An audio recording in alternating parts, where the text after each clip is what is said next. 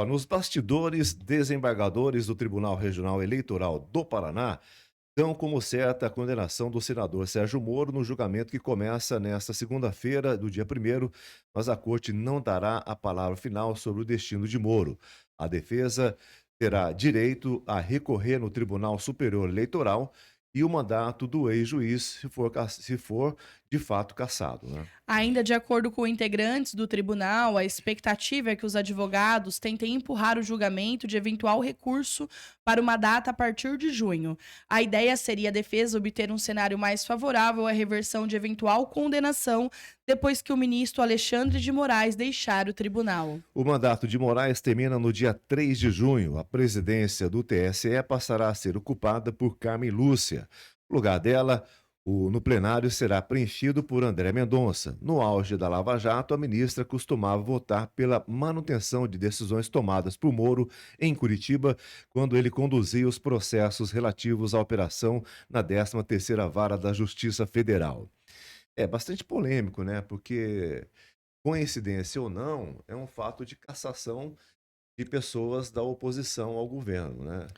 E ainda em cima disso, se a gente for fazer uma análise de comparação, é o que normalmente está acontecendo. Aconteceu na Venezuela, acontece na Bolívia, aconteceu no Equador, tem acontecido em vários países onde há uma certa ditadura, né?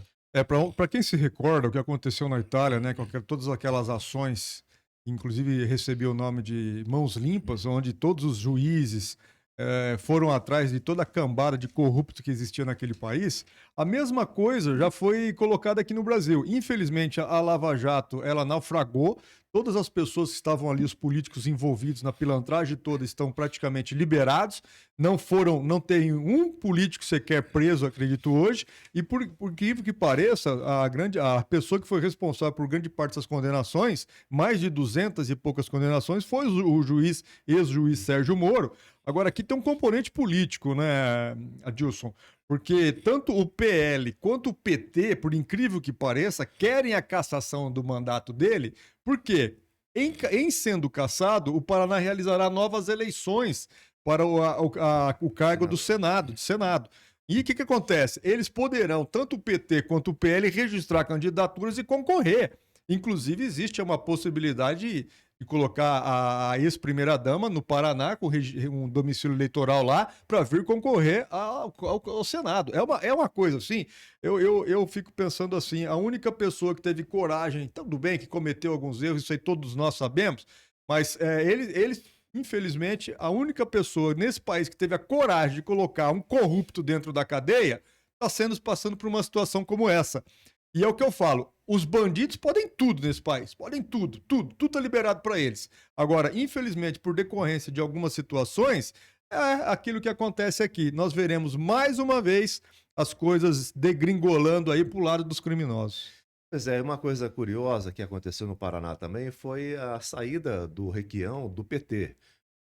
Um- Foi ex-governador, ex-senador, e uma das grandes cabeças do PT, um dos grandes líderes do PT, apesar de ter 80 anos de idade, estava bastante ativo e saiu do PT. Aliás, foi convidado a se retirar, né? É. Nós tivemos também uma outra E adesão aí de um ele saiu, a primeira político. coisa que ele falou é que o governo atual não está lá essas coisas, né? Está deixando Justamente. muito a desejar.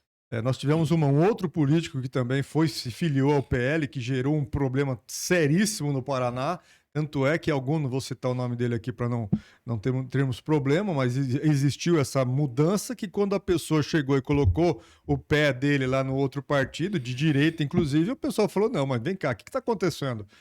Infelizmente é isso que acontece, Adilson. As pessoas estão se movimentando, esquecendo um pouco as suas raízes, a sua ideologia, o que nós gritamos, berramos, subimos em carro de som para lutarmos por um país melhor em cima de projetos, demanda, fim do foro privilegiado, prisões em segunda instância, apertarmos mais as leis de combate à corrupção. Infelizmente, tudo isso aí está sendo perdido ao longo do tempo. E nós estamos voltando o quê? Ao mesmo tempo lá de trás.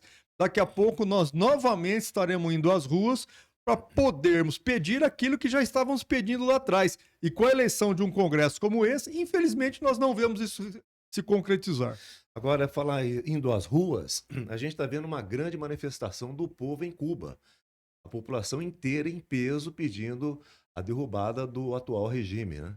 Ele A se população cansou. Não, cansou, é óbvio, não tem mais como continuar daquele jeito. E o Hoje, engraçado é que praticamente. não aparece na imprensa brasileira nada a Não, não respeito disso, aparece. Não, né? não, é porque lá é tanto Cuba, Venezuela, Nicarágua são regimes com democracias especiais, conforme se diz aqui no Brasil, né? Por uma certa pessoa. Não, não tem democracia nenhuma ali. Ali tem uma autocracia, tem um autoritarismo, tem o abuso e o uso das pessoas, a repressão em cima dos moradores, das pessoas desses países, uma verdadeira calamidade pública. Agora, infelizmente, aqui no Brasil, parece que os nossos veículos de comunicação se esquecem, né, desse tipo de coisa. Agora, em Cuba, a maior economia, a economia de Cuba hoje, Adilson, Poliana, ela é movimentada graças aos recursos dos moradores cubanos nos Estados Unidos, que enviam recursos para Cuba. Cuba hoje vive graças a esses envios de recursos. É um verdadeiro absurdo. Por quê? Todas as restrições econômicas que existem lá,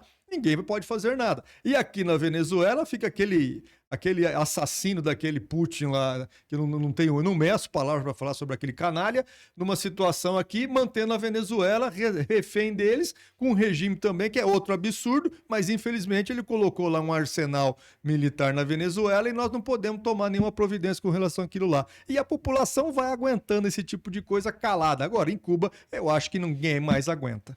É, do jeito que está indo, parece que vão conseguir chegar no que eles estão querendo, a liberdade total de Cuba para um regime sair do autoritarismo, né?